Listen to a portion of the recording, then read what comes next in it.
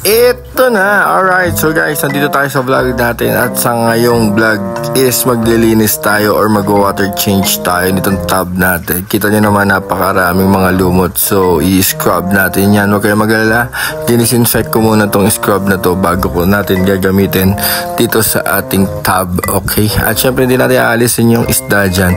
Aalisin muna natin yung mga halaman syempre para ma-water change natin or ma-siphon natin ng mas maganda mamaya. So isa-isa natin yung alisin yan. Kita nyo naman napaka-healthy ng mga halaman natin. At eto, dito nga pala sila nilagay sa may lava ring. Diyan ko lang nilalagay yan. Sinot ko lang sa butas. Tapos okay naman. Yun ang naging lupa nila. Tumubo naman sila ng maganda. At syempre nakatayo sila habang nandyan sila sa loob ng kang tub. Okay, so isa-isa lang natin yan. Ganyan lang yung ginawa ko. Sinyot ko lang dyan yan. Tapos kusa na sila nagkaroon ng ugat. At syempre itong mga floating na to, alisin na rin natin yan. At syempre hindi natin muna lilinisin yung yung filter kasi okay, pakakalinis ko lang niya. So yung tub lang talaga mismo. So babawasan natin yan mamaya ng tubig, tapos papalitan natin ng mga tubig na na-stack na natin. So eto na, i-scrub na natin yan. Kita nyo naman ang daming mga lumot. So hindi ko na nakikita talaga yung mga isda na nakatira dyan. Dalawa nga lang palang female na beta na singa, blue tail yun nandyan. Okay, so tingnan nyo naman, o diba, napaka-grabe, napaka-lumot na yan. So okay naman sana yung na yan, brown, tawag dyan, yung brown na lumot na yan, okay naman sana. Kaya lang masyado nang hindi nakikita at syempre hindi na pumapasok yung sunlight dyan sa may loob. Kaya kailangan na rin natin yung alisin talaga. So i-scrub lang natin yan. Sayang yung mga maliliit na yan, sayang yan, tutubo pa kasi yan.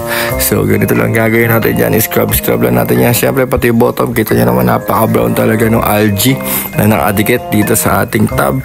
So alisin lang natin lahat yan. Tapos syempre mamaya papalitan natin ng tubig yan, yung stock water. At syempre guys, ayan, o diba, brush natin yan, napakadumi niya, kita nyo naman, o diba, parang labak. Tapos i-asog lang natin yung filter, and then syempre ito din sa may side ng filter, i-scrub din natin yan, dahan-dahan lang kasi baka mahilo yung dalawang isda na nandyan. Hindi ko alam nga pala kung buntis. Okay, so kita nyo naman, pag piniga yung kwan talaga nandyan yan. Okay, so pagkatapos ito, isa-siphon na natin yan. Alright, so let's go. Ito sila yun. Tadan!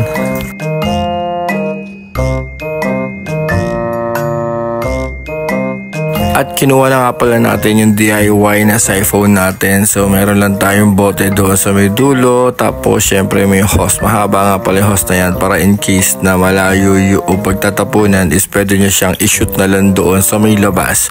Okay, so ang ginagawa nga pala natin dito is lalagyan muna natin yan ng tubig, yung mismong hose. At syempre ilalagay na doon yung tawag dito, yung mismong bote doon sa may tub. So kung nakikita nyo naman ninyo, ayan, syempre sisipat-sipati lang natin yung mga dumi na nasa ilalim. At syempre dahan-dahan lang din para hindi mahilo yung ating isda na nakalagay dyan. So eto, ganyan lang yung paglilinis natin hanggang sa bumabayan. Siguro mga ilang percent ba yung makikita ninyo dyan mamaya na matitira. So stock water yung gagamitin natin pamalit. Syempre wala naman ng chlorine yun. Siguro mga around 3 days to 1 week yata na naka-stock na yung water na yun. Well, goods pa rin naman. Kaya eto ang gagawin natin ngayong gabi na to. At eto nga lang pala yung vlog natin ngayong gabi na to. Kasi syempre malamig yung panahon. At syempre ayan, di ko alam kung tama ginagawa ko nga pala. Pakicorrect na lang kapag mali, ha?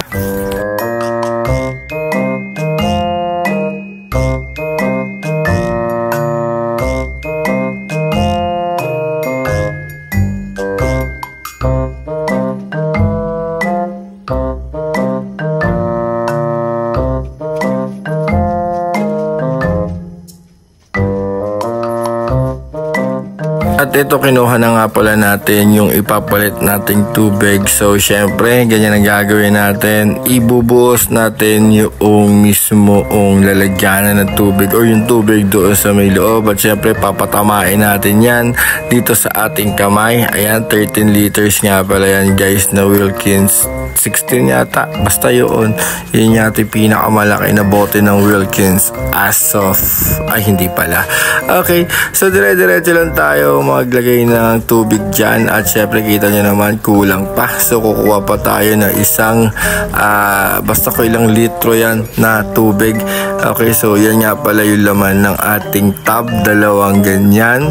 Okay, so dire-diretso lang. Syempre pinapatama natin yung tubig doon sa kamay natin habang bumabagsak doon sa loob ng tub, kasi hindi pwedeng mag-direct kasi nga mahihilo yung ating isda dyan. Okay, so kapag okay na yung tubig natin dyan, syempre yung mga susunod is ibabalik na natin ulit yung mga yung mga halaman na nilagay na inalis natin. Ibabalik natin isa-isa. Syempre medyo ayusin natin ng konti para maganda-ganda naman yung arrangement ng mga halaman ng ating isda. At syempre yung mga maliliit din, kasi tumutubo naman kusa yun. Pag nabali kasi yan, kusang tutubo yan. Kaya hindi ko na inaalis yung mga nababali ng mga stem. Pero ito, ina-arrange natin para magandang tingnan naman. At syempre, para naman maging happy yung ating mga isda. At pagkatapos nga pala nito, guys, talagyan natin yan ng sprinkled na asin para yung bacteria, syempre talaga totally mawala. At syempre, para na rin makatulong doon sa ating mga isda. Syempre, pati sila madidisinfect. O, diba? At syempre, kaya nga pala nagtira tayo ng konting ganun na dumi is para syempre yung mga bacteria, na good bacteria is hindi rin mawala. Okay? At syempre, para hindi rin mabigla yung ating mga isda. Alright? So, ganyan lang tayo mag-change ng water. And then mamaya syempre papakainin natin yung mga isda. Syempre yun yung treats nila. At syempre naging mabuti silang isda dyan sa may tub na yan. Kita nyo naman hindi tumatalo. And syempre ayusin natin at alisin natin yung hose na ginamit nating pang siphon. At syempre yung mga yan pwede natitigan yan magdamag. Alright? Diba? At ito na nga, lalagyan na natin ng asin. At syempre mamaya papakainin natin yan. Hindi na yata nasama sa video. Yun lang yung video natin for this night. Please do like and subscribe. And syempre babalitaan ko kayo pag naparami na natin itong ating mga isda na ito. Alright? So yan lang yung vlog natin ngayong gabi. Ito, papakainin natin yan. Ang decapsulated nga pala yung pinapakain natin dyan. Decapsulated na baby brine shrimp. Okay? So yun lang yung vlog natin. Once again guys, please do like and subscribe and also follow our page. Yun lang. Bye-bye.